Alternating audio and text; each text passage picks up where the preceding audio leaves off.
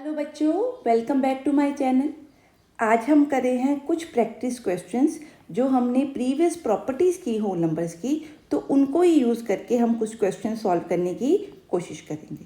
तो शुरू करते हैं वीडियो को। हाँ जी, फर्स्ट क्वेश्चन देखें क्या कह रहा है। 20 + 17 + 14 को हमने ऐड करना है यूजिंग एसोसिएटिव प्रॉपर्टी। सो पहले याद करें कि एसोसिएटिव प्रॉपर्टी क्या थी। एसोसिएटिव प्रॉपर्टी क्या है कि अगर आपके पास 3 या 3 से ज़्यादा होल नंबर्स हैं तो आप उनकी एडिशन का ऑर्डर कुछ भी लिख सकते हो। आप उन नंबर्स की ग्रुपिंग किसी भी ऑर्डर में कर सकते हो। ग्रुपिंग मीन्स कि I can add 20 and 17, afterwards जो भी इसकी एडिशन का आंसर आए उसमें मैं 4 ऐड कर दूँ। ये किसके इक्वल है? अगर इसमें ग्रुपिंग का ऑर्डर चेंज कर दूं, ग्रुपिंग का ऑर्डर चेंज करने का मतलब 20 प्लस मैं क्या कर रही हूँ, फर्स्ट आई एम एडिंग 17 + 4। ठीक है, क्लियर। सो 17 + 4 को ऐड करके जो आपकी आउटपुट या आंसर आ रहा है उसको मैं 20 में क्या कर दूं, ऐड। तो यही आपकी क्या है, एसोसिएटिव प्रॉपर्टी। तो मैं इससे भी आंसर निकाल लूँ, इससे भी आंसर निकाल लूँ और चेक करूँ कि ये होल्ड करती है, ये ट्रू है या नहीं। अब इसको सॉल्व करें। देखिए 20 + 17 क्या बना, 37, प्लस क्या कर रहे हैं 4, तो क्या बना 41। ठीक है, अब किसको सॉल्व करूँ, ये हमने किसके सोल्यूशन निकालना, इसका। अब इसका सोल्यूशन निकालते हैं। क्या है 20 + 17 + 4 का आंसर बच्चे क्या होता है 21। अब 21 + 20 को ऐड करें तो क्या बना 41। सो आप जो है एडिशन एसोसिएटिव प्रॉपर्टी को यूज़ करके उनका ग्रुपिंग ऑर्डर क्या कर सकते हो, चेंज कर सकते हो। हाँ जी, अब ये एग्जांपल देखते हैं, ये वाली। इस एग्जांपल में देखिए मैंने क्या करना है 28 + 9 + 31। अगर मैं एडिशन का ऑर्डर इस तरह से लूँ तो थोड़ा सा आपको जो है कैलकुलेशन ज़्यादा आपको करनी पड़ेंगी। ठीक है, पर अगर मैं इस एडिशन का ऑर्डर इस तरह से ले लूँ 328 + 9 + 31। ठीक है, तो आपको पता है 31 + 9 करेंगे तो आंसर क्या बनेगा 40। अब इस केस में ये तो 0 है। हाँ जी, तो ये 4 आप 2 में सीधा ऐड कर सकते हैं, क्या बना 368। तो आपका सम जो है जल्दी हो जाएगा, आप सिंप्लीफाइड फॉर्म में इसको जल्दी से कर सकते हैं। ठीक है, इसलिए इस ऑर्डर को हमने क्या किया, इन दोनों को पहले ऐड कर दिया। क्यों? क्योंकि एसोसिएटिव प्रॉपर्टी कहती है कि हम किसी भी ऑर्डर में एडिशन में ग्रुपिंग कर सकते हैं। ठीक है, हाँ जी। अब ये सम देखिए, यहाँ पे क्या है 3 आपके पास टर्म्स हैं, इन 3 टर्म्स को आपने मल्टीप्लाई करना। ठीक है, अब आप चाहो तो 24 × 8764 इसको पहले मल्टीप्लाई करो, इनटू क्या लिखो 4 लिखो। या क्योंकि आपने एक प्रॉपर्टी पढ़ी है जिसको हम बोलते हैं कम्यूटेटिव प्रॉपर्टी। ये प्रॉपर्टी क्या कहती है कि अगर आपके पास 2 नंबर्स की मल्टीप्लिकेशन है तो हम उसमें ऑर्डर चेंज कर सकते हैं। ठीक है, मीन्स a × b करूँ या b इंटू का मतलब होता है मल्टीप्लिकेशन, b × a करूँ तो कोई फ़र्क नहीं है। अब इस सब में देखिए, अगर मैं इन दोनों का ऑर्डर चेंज कर दूँ, क्या लिखूँ 24 × 4 × 8764। आप इन दोनों को मल्टीप्लाई करो या 4 × 8764 को मल्टीप्लाई करो, कोई फ़र्क नहीं पड़ता। तो यहाँ पे हमने कौन सी प्रॉपर्टी यूज़ की, कम्यूटेटिव प्रॉपर्टी। क्यों? क्योंकि सम में मल्टीप्लिकेशन में ऑर्डर क्या हो सकता है, इंटरचेंज। अब इस केस में मैंने क्या किया, एक्चुअली मैं करना क्या चाहती हूँ, मेरे को पता है कि 24 को 4 से मल्टीप्लाई करना ईजी है। क्यों? 24 × 4 किसके इक्वल होता है, 100 के इक्वल। तो इसमें 2 ज़ीरोस आ गई तो आपकी मल्टीप्लिकेशन क्या हो जाएगी, ईजी हो जाएगी।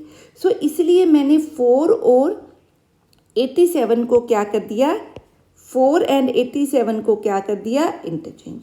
ठीक है, अब इस आंसर में मैं क्या कर रही हूँ, 24 × 4 को पहले मल्टीप्लाई कर रही हूँ, फिर क्या लगा रही हूँ उसके साथ 8764 की मल्टीप्लिकेशन। ठीक है, तो यहाँ हमने कौन सी प्रॉपर्टी यूज़ कर ली, एसोसिएटिव प्रॉपर्टी। ये प्रॉपर्टीज़ जो हम यहाँ पे कर रहे हैं, पहली बार आपको मुश्किल लगेगा ठीक है। पर ये आपकी थ्रू आउट द, जब तक आप मैथ्स कर रहे हो तब तक ये प्रॉपर्टीज़ हर फील्ड में आके यूज़ होंगी। ठीक है, क्लियर है।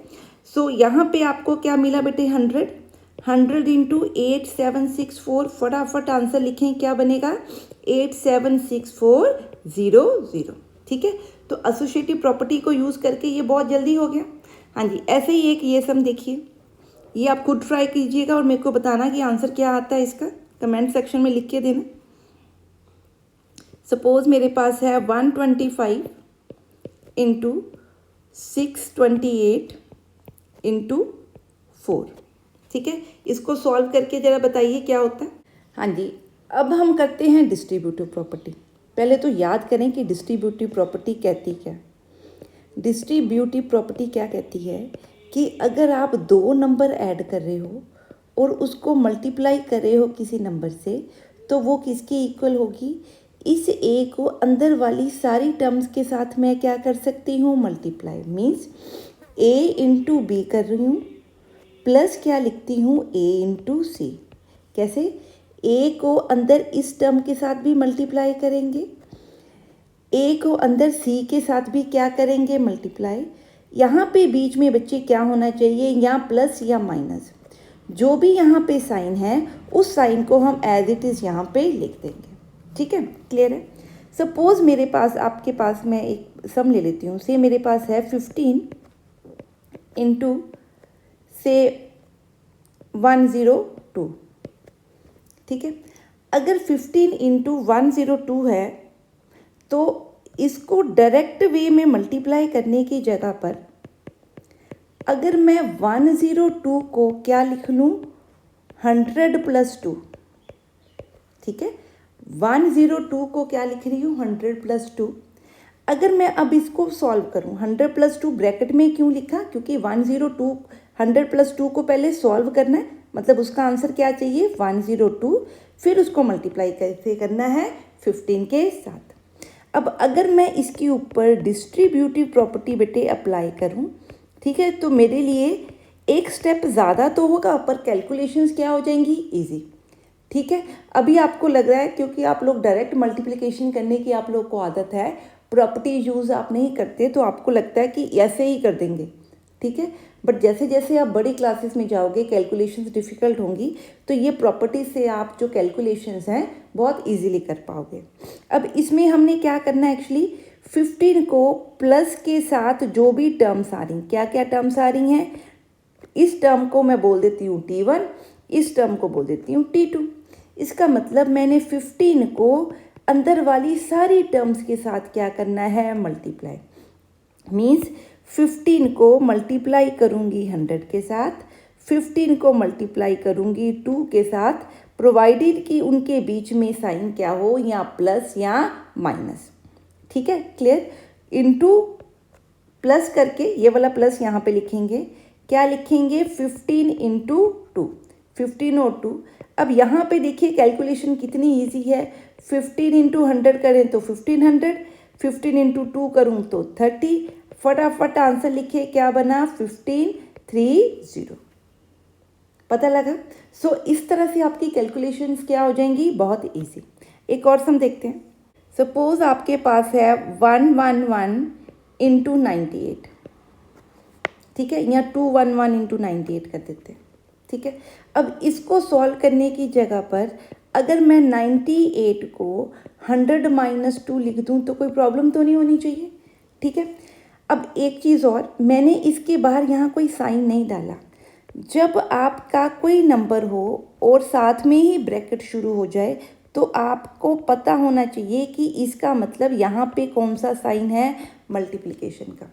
बहुत जगह पे आगे फ्यूचर में यहाँ पे कोई साइन नहीं होगा। अगर कोई साइन नहीं है तो डिफ़ॉल्ट अपने क्या मान के चलना है कि ये कौन सा साइन है, मल्टीप्लिकेशन का। ठीक है, अदरवाइज़ मैं अभी डाल रही हूँ क्योंकि आप लोग को प्रैक्टिस करना है। ठीक है, तो ये मैंने साइन डाल दिया मल्टीप्लिकेशन का, और 98 को कैसे लिखा, 100 माइनस 2। ठीक है, अब मैं डिस्ट्रीब्यूटिव लगा रही हूँ, इस टर्म को इसके साथ भी मल्टीप्लाई कर रही हूँ, 211 को 2 से भी क्या कर रही हूँ, मल्टीप्लाई। तो क्या लिखूँगी, 211 इंटू 100 211 इंटू 2, इन दोनों की मल्टीप्लिकेशन के बीच में कौन सा साइन आएगा? जो साइन यहाँ पे है, यहाँ पे क्या है? माइनस।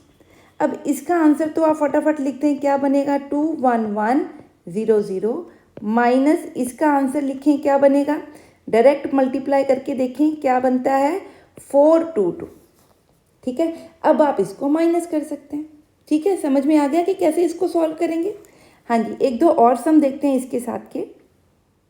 हाँ जी, अब सम है 13 इंटू 62 करना है, तो मैं डिस्ट्रीब्यूटिव प्रॉपर्टी लगा रही हूँ ताकि कैलकुलेशंस क्या हो जाएं? ईजी हो जाएं। ठीक है, सो 13 इंटू 62 को बच्चे हम क्या लिख सकते हैं? 60 प्लस 2। ये हमने क्यों लिखा? क्योंकि राउंड अबाउट करके आप वैल्यूज़ को लिखोगे ना, मतलब स्प्लिट करके ज़ीरो वाली टर्म प्लस सम नंबर, तो वहाँ से कैलकुलेशंस क्या हो जाती हैं? ईजी हो जाती हैं। अब यहाँ पे इस पे डिस्ट्रीब्यूटिव लगाऊँ तो क्या करूँगी? 13 को अंदर 60 से भी मल्टीप्लाई करूँगी, 13 को अंदर 2 से भी मल्टीप्लाई करूँगी। ठीक है, तो क्या बना? 13 इंटू 60 प्लस 13 इंटू 2, और इनके बीच में जो साइन आया वो क्या हुआ? प्लस, ये वाला साइन, प्लस का साइन जो यहाँ लिखा हुआ। अब यहाँ पे ये ज़ीरो है तो ज़ीरो एज इट इज़ लिख दी। 6 इंटू 13 आपको टेबल आते हैं तो क्या बनता है इसका आंसर? 78। ठीक है, प्लस 13 इंटू 2 क्या बना? 26। अब कैलकुलेशंस बहुत इजी हो गई इस केस में। अब इसको सॉल्व करें तो क्या बना? 608। ठीक है, तो आंसर आप क्या है फटाफट निकाल सकते हैं। ठीक है जी, हाँ जी। अब ये सम देखते हैं कि इसको हमने क्या करना है? Solve this. ठीक है, अब इस सॉल्व में आपको ऑर्डर पता होना चाहिए कि पहले मल्टीप्लाई करते हैं कि पहले प्लस। पहले हम कौन सा काम करते हैं? मल्टीप्लाई, उसके बाद क्या करते हैं? प्लस। ठीक है, बॉडमास रूल हमने पढ़े हुए हैं। सो अगर आपने नहीं पढ़ा तो आप प्लीज़ मेरे को कमेंट सेक्शन में बता दीजिए, मैं आपको वीडियो बना दूंगी बॉडमास रूल के ऊपर। ठीक है, सो पहले हमने क्या करनी है? जो भी आपने ऑपरेशन दिए हैं उसमें सबसे पहले मैंने क्या करनी है? मल्टीप्लिकेशन। ठीक है, क्लियर है? सो मल्टीप्लिकेशन में 72 इंटू 5 करेंगे, 72 इंटू 15 करेंगे। अब अगर आप इस सम को ध्यान से देखो तो क्या ये 72 इंटू 5 प्लस 15 का आंसर नहीं है? ठीक है, अगर मैं इसको सॉल्व करूं तो इसको सॉल्व करने का मतलब 72 इंटू 5 72 इंटू 15 बनेगा। ठीक है, तो ये वैल्यू और ये वैल्यू आपस में क्या है बच्चे? सेम है। तो इट मीन्स कि यहाँ पे ये सॉल्व करना मुश्किल है, ये सॉल्व करना इजी है, पर दोनों वैल्यूज़ क्योंकि सेम है तो मैं ये सॉल्व करने की जगह पे इसको सॉल्व करूँ। किसको सॉल्व करूँ? इसको सॉल्व कर दूँ। ठीक है, अब यहाँ देखिए अगर सॉल्व करूँ मैं इसको तो क्या बन रहा है? 72 इंटू 15 प्लस 5 करें तो क्या बनता है? 20। अब ज़ीरो तो एज इट इज़ आएगा, 2 को 72 से आप मल्टीप्लाई करें तो क्या बनता है? 1540। ये बच्चे आपका क्या बन गया? आंसर। सो यहाँ पे देखो सिंप्लीफिकेशन कितनी जल्दी हो गई, कैलकुलेशन कितनी जल्दी हो गई। अब इसको ऐसे डिस्ट्रीब्यूटिव लॉ की तरह हम हर बार नहीं देखते, ऐसे सम्स को हम कैसे करते हैं? हाँ जी, अब इस सम को में से एक्चुअली आप क्या देख रहे हो? जैसे ये आपकी टर्म है, एक ये टर्म है, इन टर्म्स के बीच में यहाँ पे साइन क्या होनी चाहिए? या प्लस या माइनस। ठीक है, अगर इस टर्म में और इस टर्म में कुछ कॉमन फैक्टर बनते हैं, जैसे यहाँ पे भी 72 नज़र आ रहा है, यहाँ पे भी आपको 72 नज़र आ रहा है। सो कॉमन का मतलब इस मल्टीप्लिकेशन में भी 72 है, इस मल्टीप्लिकेशन में भी 72 है। सो दोनों T1, ये टर्म T1 नाम दे दिया मैंने सिर्फ, और ये टर्म T2।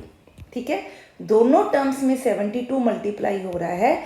सो जो नंबर मल्टीप्लाई हो रहा है 72 उसको कॉमन ले लेंगे। कॉमन मीन्स वो दोनों टर्म्स में है, तो उसको मैंने ब्रैकेट से क्या ले लेना है? बाहर, और साइन क्या डाल दिया? मल्टीप्लिकेशन का।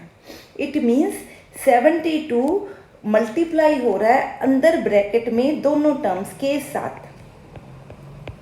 ठीक है, अब देखना कैसे है, अंदर आपने टर्म्स अब कैसे लिखनी है? पहली टर्म देखिए, पहली टर्म है आपकी T1। ठीक है, इस T1 में से 72 आपने बाहर ब्रैकेट के लिख लिया, तो इस टर्म में सिर्फ क्या बच गया? 5। तो यहाँ बच्चे क्या लिखेंगे 5, ठीक है। ये वाला साइन एज इट इज आ जाएगा, इसको बोलते हैं प्लस, ठीक है। अब 15 और 72 में से जो दोनों टर्म्स में कॉमन था वो 72 था, 72 हमने बाहर लिख लिया, तो यहाँ पे क्या बचा, सिर्फ 15, ठीक है, क्लियर। तो ये एक्चुअली कोई डिस्ट्रीब्यूटिव प्रॉपर्टी ही है जिसको हमने ऐसे लिखा। अब इसको आप सॉल्व कर सकते हो, सॉल्व तो हमने करके देख लिया होगा इसको, ठीक है। अब ऐसा ही एक और सम देखते हैं, तो इनकी प्रैक्टिस होना आपको बहुत ज़रूरी है। सपोज मेरे पास है 14 इंटू 4 प्लस 28 इंटू 16, ठीक है। अब आप ध्यान से देखिए, तो इन दोनों के अंदर आपको इकट्ठी कॉमन टर्म जो दोनों टर्म्स में मल्टीप्लाई हो रही है नहीं नज़र आ रही, नहीं नज़र आ रही ना। पर अगर मैं 24 या 16 किसी के भी फैक्टर बना दूँ, 24 का फैक्टर क्या होता है, 4 इंटू 7 होता है ना, ठीक है। सो मैंने 28 को क्या लिख दिया, 4 इंटू 7, ठीक है। तो कैलकुलेशन में तो कोई फ़र्क नहीं पड़ेगा। अब देखिए इस केस में और इस केस में दोनों में 4 क्या हो रहा है, दोनों टर्म्स के साथ मल्टीप्लाई हो रहा है। सो ये टर्म 1 है, ये टर्म 2 है। सो जो दोनों टर्म्स के साथ बेटे मल्टीप्लाई हो उसको हम क्या ले लेंगे, ब्रैकेट से बाहर। क्या मल्टीप्लाई हो रहा है, 4, तो बाहर लिख लिया। अब टर्म 1 में से ब्रैकेट में क्या आएगा, 4 बाहर आ गया, तो सिर्फ क्या रह गया, 15, ठीक है। ये वाला साइन एज इट इज यहाँ पे प्लस आ जाएगा। इस पूरी टर्म T2 में से 4 आपने बाहर ले लिया, तो अंदर सिर्फ क्या रह गया, 7 इंटू 16। अब 7 का अगर आपको टेबल पता है, 7 इंटू 16 का टेबल पता है, तो आप इसका आंसर लिख दीजिए 16 का टेबल का। क्या आंसर होता है, 1 1 2, ठीक है। सो 7 इंटू 16 क्या होता है, 1 1 2, ठीक, ये लिख दिया। अब आप इसको सॉल्व कर लीजिए, ये सॉल्व करना ज़्यादा इजी है, इसको और इसको सॉल्व कीजिए, देखिए क्या बन रहा है, 1 2 7। अब इन दोनों को मल्टीप्लाई करें, 1 2 7 इंटू 4, तो सॉल्व कीजिए इसको, तो ये बन रहा है 508, ठीक है जी, क्लियर है, समझ में आ गया कैसे सम करेंगे। हाँ जी, एक दो और सम देखते हैं। हाँ जी, अब ये सम देखते हैं। अब अगर आप पहले तो देखो कि ये दोनों मल्टीप्लिकेशंस हैं, तो ये टर्म 1 है, ये टर्म आपकी T2 है, ठीक है। सामने से देखने में कोई कॉमन नज़र नहीं आ रहा, पर अगर बच्चे इन नंबर्स की मैं फैक्टर बना दूं, आपको पता है 15 और 30 में 15 कॉमन होगा पक्का। आप 15 के देखो फैक्टर बनाओ, और ये 16 और 28, 16 और 24 दोनों 8 के मल्टीपल हैं, ठीक है। सो आपको पता होना चाहिए। तो 16 को मैं क्या लिख सकती हूँ, 8 इंटू 2, प्लस 24 को बच्चे मैं क्या लिख सकती हूँ, 8 इंटू 3, ठीक है। सिर्फ मैंने मल्टीप्लिकेशन में फैक्टर्स बनाए उसके। 30 को क्या लिख सकते हैं, 30 को तभी लिखेंगे अगर यहाँ कुछ नज़र आ रहा है, यहाँ 15 नज़र आ रहा है, आपको पता है 30 को मैं 15 इंटू 2 लिख सकती हूँ, तो इसको मैं क्या लिख दिया, 15 इंटू 2। अब आप देखिए कि क्या वैल्यूज़ हैं जो दोनों में कॉमन आ रही है। मैं स्टेप बाय स्टेप करूँगी। देखो 8 भी दोनों में मल्टीप्लाई हो रहा है, 15 भी दोनों में मल्टीप्लाई हो रहा है, 2 भी दोनों में क्या हो रहा है, मल्टीप्लाई। अगर तो आप इकट्ठे सारा कुछ कॉमन निकाल सकते हो तो वो कर लीजिए, नहीं तो आप क्या करो, एक एक करके बाहर निकालो, ठीक है। इसका मतलब पहले मैंने क्या कॉमन निकाला, 15, ठीक है। मैं ब्रैकेट से मल्टीप्लाई अगर ना भी डालूं तो उसका मतलब है कि क्या है, साथ में मल्टीप्लिकेशन।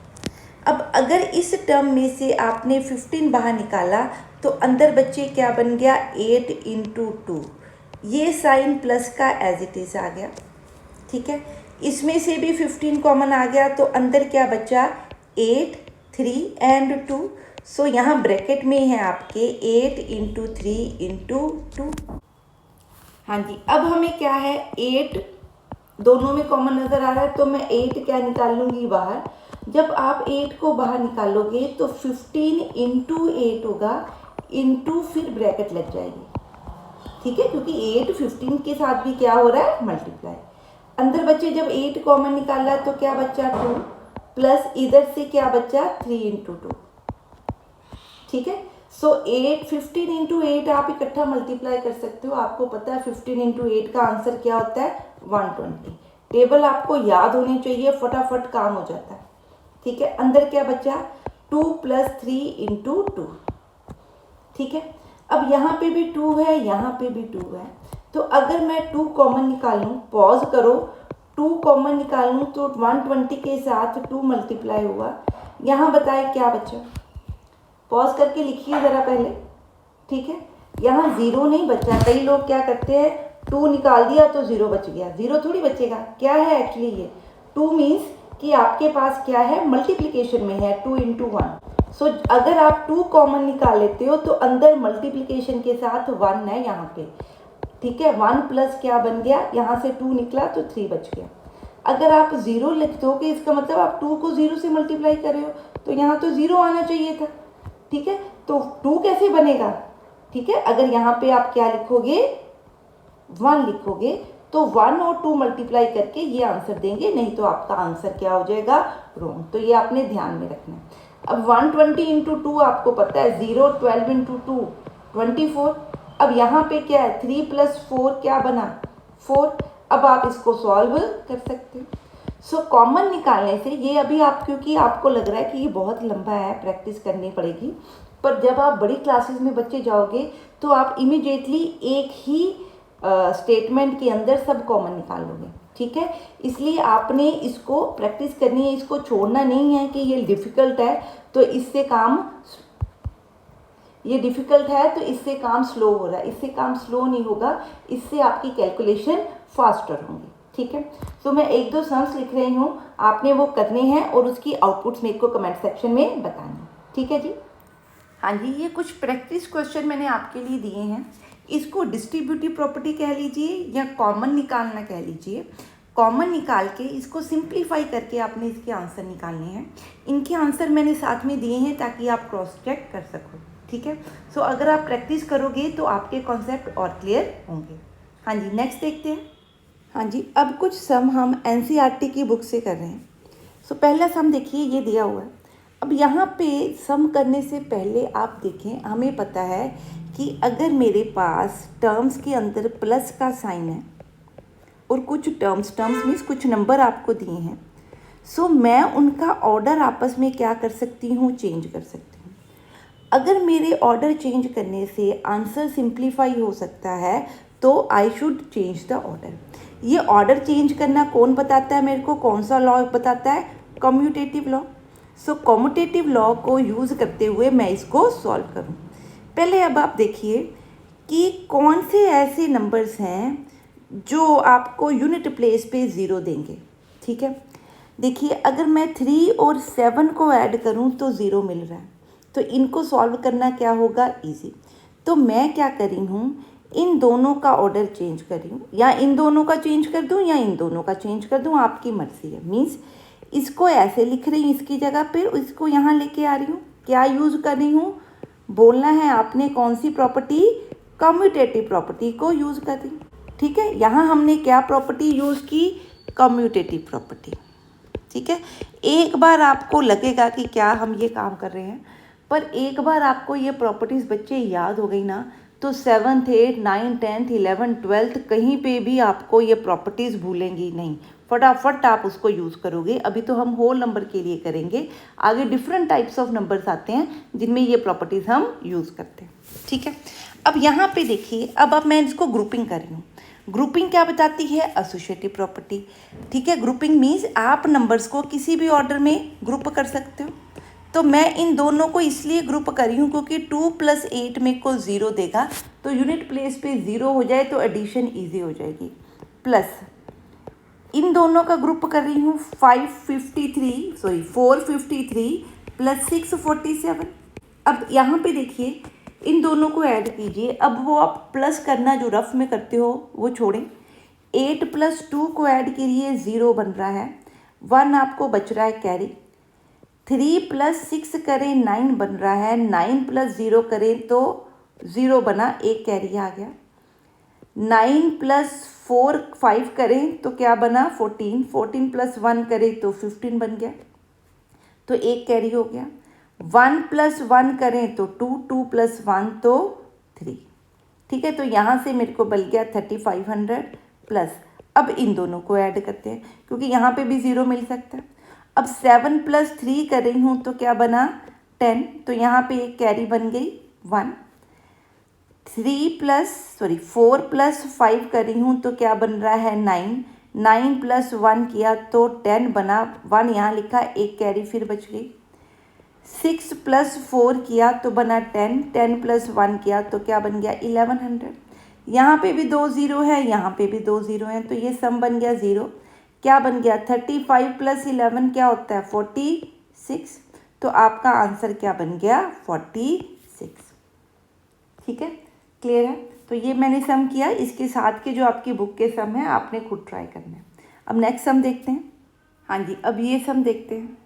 अब इस सम में देखिए, वैसे तो यहाँ पे 0 है तो आप कहो 8 इंटू 17 भी मैं मल्टीप्लाई कर सकती हूँ, पर फिर इसको दोबारा से 125 से मल्टीप्लाई करना पड़ेगा।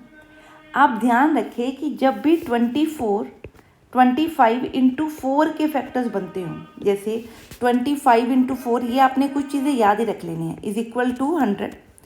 25 इंटू 8 करो तो क्या बनता है 200। 25 इंटू 10 करो तो क्या बनता है 250। ठीक है, इसी तरह 125 आपने याद रखना है। 125 इंटू 2 क्या बनता है 250। 125 इंटू 4, जितनी आप प्रैक्टिस करोगे बच्चे उतनी जल्दी प्रॉब्लम सॉल्व होंगी, बनता है 500। 125 इंटू 8 करें तो क्या बनता है 1000। वैसे जब आप इन क्वेश्चंस की प्रैक्टिस करोगे तो जैसे जैसे आप मल्टीप्लिकेशंस करते जाओगे, ये मल्टीप्लिकेशंस के आंसर्स आपको वैसे ही याद होते जाएंगे। ठीक है, क्लियर है। सो अगर मैं, आप यहाँ से देखें, अगर मैं 125 इंटू 8 को मल्टीप्लाई करूँ तो मेरे को क्या मिलेगा 1000। तो सारी ज़ीरोस आ गई तो मल्टीप्लिकेशन क्या हो जाएगी इजी। तो मैं इन दोनों का ऑर्डर क्या कर रही हूँ चेंज। जब आपस में ऑर्डर चेंज कर रही हूँ तो पॉज करके पहले सोचिए कौन सी प्रॉपर्टी यहाँ यूज़ की हमने, कम्यूटेटिव प्रॉपर्टी। ठीक है, अब मैं क्या कर रही हूँ, किसी भी ऑर्डर में मल्टीप्लाई कर सकते हैं। सो ग्रुपिंग किसी भी ऑर्डर में करनी है तो आप इसको भी ग्रुप कर सकते हो, आप इसको भी ग्रुप कर सकते हो। फ़ायदा किसको ग्रुप करने का, ये वाला ग्रुप करने का, क्योंकि आंसर क्या मिलेगा 1000। तो जब ग्रुपिंग कर रहे हैं तो कौन सी प्रॉपर्टी यूज़ कर रहे हैं, एसोसिएटिव प्रॉपर्टी। ठीक है, तो क्या लिख रही हूँ 8 इंटू 125, इसका आंसर बच्चे क्या बना 1000 इंटू 117। तो यहाँ आंसर निकालने की ज़रूरत ही नहीं पड़ रही। ठीक है, तो ये आपका क्या बन गया आंसर। ठीक है जी, क्लियर है। तो कितनी जल्दी ये आपका प्रॉब्लम क्या हो गया सॉल्व। हाँ जी, अब ये सम करते हैं, एनसीईआरटी की बुक का ही सम है आपकी एक्सरसाइज का। A taxi driver filled his car petrol tank with 40 litres of petrol on Monday. Monday को उसने अपनी कार में कितना पेट्रोल डलवाया 40 लीटर्स। ठीक है, द नेक्स्ट डे क्या होगा ट्यूसडे। ठीक है, Tuesday he filled the tank with 50 litres of petrol. तो ट्यूसडे को उसने कितने लीटर्स पेट्रोल डलवाया 50 लीटर्स।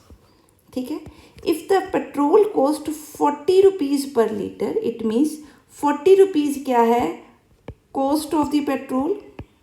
ठीक है, how much he spend in all on petrol. ठीक है, सो इसका मतलब अगर मंडे का आप कॉस्ट निकालो, ठीक है, सो मंडे की आपकी कॉस्ट क्या है 44 इंटू 40, इतने रुपीज़ बनेंगे। अगर ट्यूसडे के पेट्रोल की कॉस्ट आप निकालो, ठीक है, तो क्या बनेगी 50 इंटू 40 रुपीज़। ठीक है, सो यहाँ लिखने की जगह पे क्या लिखेंगे, इसको प्रॉपर स्टेटमेंट में लिखते हैं। ठीक है, money paid on Monday for petrol on Monday. हाँ जी, similarly money paid on petrol on Tuesday. हाँ जी, ठीक है, सॉरी कॉस्ट 44 रुपीज़ है, सो 50 इंटू 44। ठीक है, this into this, so total money paid कितनी होगी। So total money paid for the petrol will be equal to, ये मंडे की कॉस्ट और ट्यूसडे की कॉस्ट दोनों को ऐड कर दूँ।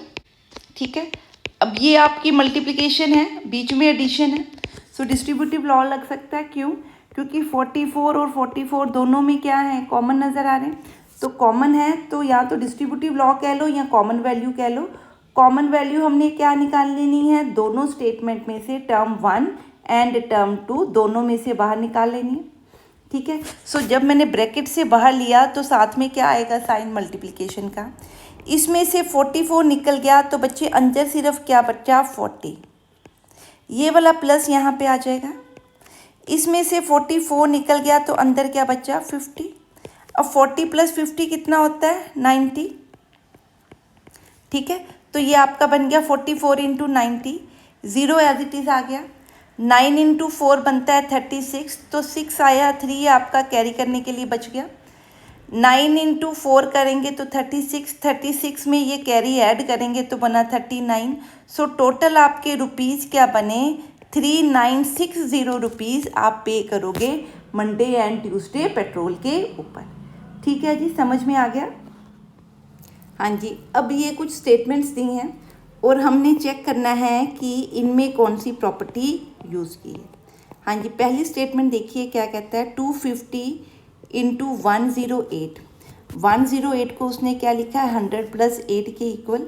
सो ये एक्चुअली बताइए क्या प्रॉपर्टी यूज़ हो रही है यहाँ पे, अरे ओवर एडिशन। ठीक है, क्लियर है? अब यहाँ पे देखिए ये क्या है, 4 × 39 × 24। इसको कैसे लिखा, 4 × 24 × 39। इट मीन्स आपने 24 को 39 की प्लेस पे लिखा, 39 को किसकी जगह पे लिखा, 25 की जगह पे। इट मीन्स आपने ये ऑर्डर चेंज किया। ठीक है, किसका, मल्टीप्लिकेशन का। सो ऑर्डर जब आप दो टर्म्स का चेंज करते हो मल्टीप्लिकेशन में, तो वो कौन सी प्रॉपर्टी है, कम्यूटेटिव अंडर मल्टीप्लिकेशन। ठीक है, अंडर मल्टीप्लिकेशन भी लिखना है क्योंकि हम किस में काम कर रहे हैं, मल्टीप्लाई में काम कर रहे हैं। ठीक है, अब यहाँ देखिए इस सम में आपने क्या लिखा, 4 + 368 + 6। इसके ये किसके इक्वल है, 4 + 6 + 368। जो चेंज यहाँ पे ऑर्डर चेंज किया, क्या किया, 368 + 6 को कैसे लिखा, 6 + 368। इसका मतलब इनका आपस में ऑर्डर क्या चेंज। सो दो टर्म्स का ऑर्डर चेंज किया तो क्या होता है, उसको बोलते हैं commutative under addition. So this is the commutative property under. ठीक है, अब नेक्स्ट देखिए क्या लिखा मैंने लिखा 100 + 0 = 100। सो 100 + 0, एनीथिंग + 0 = द सेम नंबर होता है। तो ये 0 क्या है, आइडेंटिटी ऑफ एडिशन। ठीक है, identity for addition. So addition की ये आइडेंटिटी क्या होती है, 0। तो उस प्रॉपर्टी को मैंने क्या किया, यूज़।